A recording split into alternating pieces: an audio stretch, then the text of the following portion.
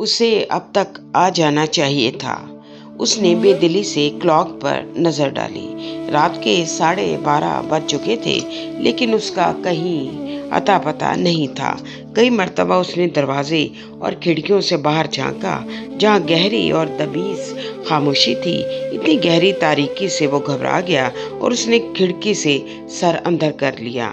आखिर वो उसका इंतजार क्यों कर रहा है, उसने खुद से सवाल किया, लेकिन उसको इसका जवाब ना मिल सका। वो तो न जाने कब से इसका मुंतजिर था, यहाँ तक कि रात खासी गहरी हो रही थी। वो स्टडी रूम में आ गया और किताबों को उलट पुलट कर देखने लगा। उसने किताबों के दरमियान से एक ज़ख़ीम सी किताब को निकाला और इजी चेयर पर आकर बैठ गया। वो कई हफ्तों पहले इस किताब को लाइब्रेरी से निकलवा कर लाया था, लेकिन उसके पास कभी वक्त ही नहीं था कि वो उसको पढ़ सके। आज जबकि वो इंतज़ार कर रहा था, लिहाजा उसको इस ज़ख़ीम किताब को पढ़ना भला मालूम हो रहा था, क्योंकि वक्त गुजारी के लिए वो और क्या कर सकता था। उसने किताब को बेदिली से खोला और पहली ही सतर पर चौंक गया। तुमने उन 3 दोस्तों के बारे में तो सुना होगा, जो अंधेरी रात में तूफान और बारिश से पनाह लेने के लिए एक खस्ता हालत में के मकान में ठहरे थे। उसका तजस्सुस बढ़ा और वो किताब के मुताले में गर्क हो गया। उसे होश ही न रहा कि वो किसी का इंतजार कर रहा था। लगता है इस मकान में सदियों से कोई इंसान आबाद नहीं हुआ, एक दोस्त ने मकान की खस्ता हालत देखते हुए कहा। हाँ वाकई, दूसरे ने हैरत का इजहार किया। इन तीनों ने मकान का जायजा लिया। जगह जगह से सीमेंट और प्लास्टर उखड़ा हुआ था, लेकिन इस मकान की खासियत ये थी कि पुरानी तर्ज तामीर के अलावा इसके कई खिड़कियां और दरवाजे थे। एक लम्हे के लिए तो इंसान भूल ही जाता था कि वो किस दरवाजे से दाखिल हुआ और कौन सा दरवाजा बाहर की तरफ जा निकलता है। वो तीनों एक बड़े से कमरे में आकर बैठ गए। कमरे में कोई फर्नीचर ना था, लिहाजा उनमें से एक ने अपने गले के इर्द गिर्द लिपटी हुई चादर को नीचे बिछा लिया। बाहर के मौसम से वो बिल्कुल लाताल्लुक हो गए थे, क्योंकि खिड़कियां और दरवाजे मुकफ्फल थे, और अब तो वो उस दरवाजे को भी भूल चुके थे जहां से वो उस मकान में दाखिल हुए थे और कौन सा दरवाजा बाहर की तरफ जा निकलता था। उनका ख्याल था कि जो ही सुबह सादिक तुलू होगी, उजाला चारसू फैल जाएगा और वो अपने घरों की राह लेंगे। लेकिन अब उनके लिए वक्त गुजारना बहुत मुश्किल था, लिहाजा तीनों ने यह तय किया कि वो एक दूसरे को कहानियां सुनाकर वक्त गुजारेंगे। लेकिन एक शर्त है, एक बोला। वो क्या? बाकी दो ने पूछा। वो कहानी जो पहले किसी ने कभी ना सुनी हो और उसका हकीकत से गहरा ताल्लुक हो, पहले ने कहा। ये क्या बात हुई? बाकी दो अभी तक हैरान थे। चलो मैं तुम्हें एक कहानी सुनाता हूँ, पहले ने गला खंगारते हुए कहा।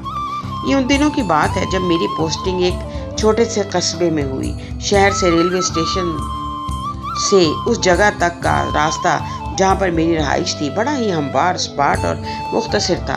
कई मरतबा ऐसा हुआ कि मैं ट्रेन से उतरा तो पैदल ही घर की तरफ रवाना हो गया। लेकिन एक मरतबा अजीब बात हुई। मैं अपने कमरे में पढ़ने में मसरूफ था कि मुझे कमरे से बाहर खौफनाक जानवरों की आवाज़ सुनाई दी। मैंने खिड़की से बाहर झांका तो बाहर गहरा अंधेरा था। मैंने खौफजदगी के आलम में खिड़की और दरवाजे को मजबूती से बंद कर लिया, लेकिन रफ्ता रफ्ता मुझे महसूस होने लगा कि मेरे घर के बाहर एक घना जंगल उग आया है। एक दिन जब मैं शहर से उस कस्बे में जहां मैं रहाइश पजीर था आया, मुझे महसूस हुआ कि मैं उस रास्ते की बजाय जंगल से गुजर कर आ रहा हूँ। मैं दिल ही दिल में खुदा को याद करता रहा। घर पहुँचते ही मेरी मुलाकात चौकीदार से हुई। सब खैरियत तो है ना? मैंने हाथ बुलंद करके कहा। आपकी दुआएं हैं जी, वो खुशी से बोला। अजीब बस्ती है जिस तक पहुंचने के लिए जंगल से गुजरना पड़ता है, मैंने हैरत से कहा। जी? वो हैरत से मेरा मुंह तकने लगा। तुमने कभी उस जंगल को नहीं देखा जो आहिस्ता आहिस्ता बस्ती की तरफ बढ़ रहा है? मैंने इससे सवाल किया। जंगल? उसने मानी खेज नजरों से मेरी तरफ देखा, जैसे वो मेरी दिमागी हालत पर शक कर रहा हो। हाँ भाई, जिससे मैं अभी गुजर कर आया हूँ। मैंने उसे यकीन दिलाने की कोशिश की। वो थोड़ा सा हंसा और बोला, साहब, जब मन में जंगल बस जावे है तो चारों तरफ जंगल बस जावे है। वो इतना कहकर चला गया। मैं वहाँ काफी देर अपने मन को टटोलता रहा। घर आकर मैंने तमाम खिड़कियां और दरवाजे अच्छी तरह मुकम्मल कर लिए, जिस तरह उस मकान की खिड़कियां और दरवाजे मुकम्मल हैं। पहले दोस्त ने खिड़की और दरवाजों की तरफ इशारा करते हुए कहा। कहानी पढ़ते हुए उसने जल्दी से ज़ख़ीम किताब रख दी और उठकर कमरे की खिड़की की तरफ आया। उसने बाहर झांका, लेकिन बाहर तो कोई जंगल ना था। उसे अचानक याद आया कि वो किसी का इंतज़ार कर रहा था। उसने घड़ी पर नज़र डाली, तकरीबन 1:30 बज चुका था और वो अभी तक नहीं आया था। वो दोबारा इजी चेयर पर आ बैठा और किताब पढ़ना शुरू कर दी। तीनों दोस्त उठकर उन खिड़कियों के पास आ गए जिन पर कुफल थे, यहाँ तक कि दरवाज़ों पर भी जंग आलूद कुफल पड़े हुए थे। वो काफ़ी देर तक इस दरवाजे को ढूंढते रहे जहाँ से वो अंदर आए थे, लेकिन उन्हें वो दरवाज़ा नहीं मिल रहा था। वो उसी जगह पर आकर बैठ गए। उनमें से एक दोस्त परेशान सा था। तुम्हें क्या हुआ? बाकी दो ने पूछा। वो शख्स कुछ मखबूतुल हवास था। उसने कहानी शुरू की। बाकी दो लोग भी दिलचस्पी से कहानी सुनने लगे।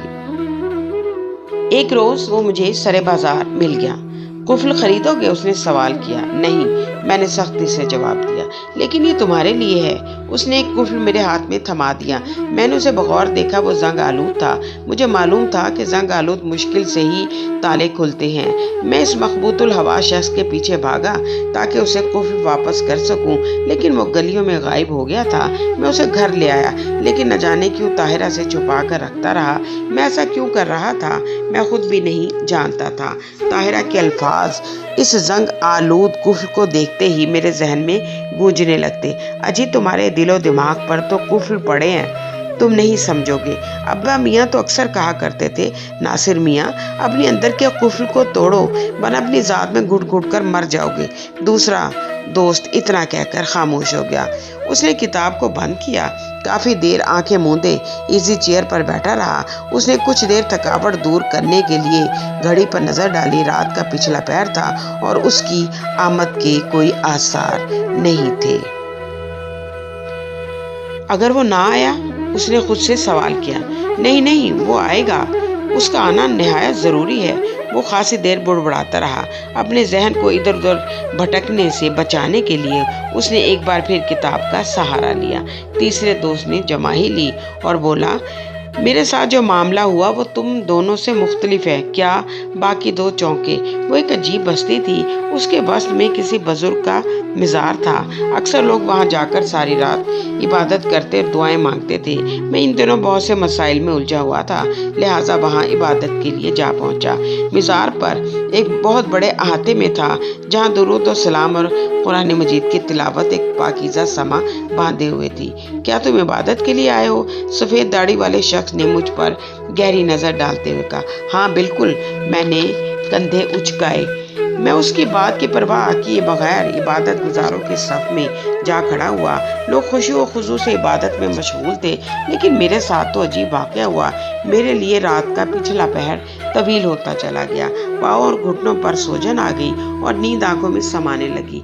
उसी दौरान अब्बा मरहूम की बात मेरे जहन के गोशों पर छा गई। वो अक्सर कहा करते थे कि रात का आखिरी पहर कबूलियत दुआ का वक्त होता है। मैंने दिलो दिमाग को समझाया कि मैं गिड़गिड़ा कर गुनाहों की माफ़ी मांगना चाहता हूँ, लेकिन आसाब जवाब दे गए और मैं करीब ही बिछी हुई चटाई पर लेट गया और मुझे नींद ने आ लिया। जब कबूलियत दुआ का वक्त था तो मैं नींद के मज़े ले रहा था। तीसरा दोस्त अपनी कहानी सुनाकर खामोश हो गया।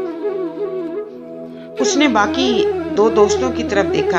वो ख्वाब खरगोश के मजे ले रहे थे। तीसरा दोस्त भी थका हुआ था, उसे भी नींद ने आ लिया। उन्हें एहसास ही न रहा कि रात का पिछला पहर खत्म हो रहा था और उन्होंने सुबह के उजाले को पाना था। यकलख्त इस मकान के एक दरवाजे के खुलने की आवाज आई और आनन फानन तमाम खिड़कियां और दरवाजे खुल गए, लेकिन वो तो दुनिया और माफिया से बेखबर गहरी नींद में थे। वो इसी चेयर पर बैठा कब का सो चुका था। ज़ख़ीम सी किताब उसके हाथ से नीचे गिर गई थी। उसे ये भूल चुका था कि वो किसी का इंतज़ार कर रहा था। दरवाजे पर दस्तक हुई, लेकिन वो बेखबर सो रहा था। न जाने कितनी देर तक दस्तक होती रही। आखिरकार गहरी खामोशी छा गई। ऐसा महसूस होता था कि आने वाला वापस जा चुका है और वो कहानियों में खोकर पिछले पहर की दस्तक को फरामोश कर चुका है।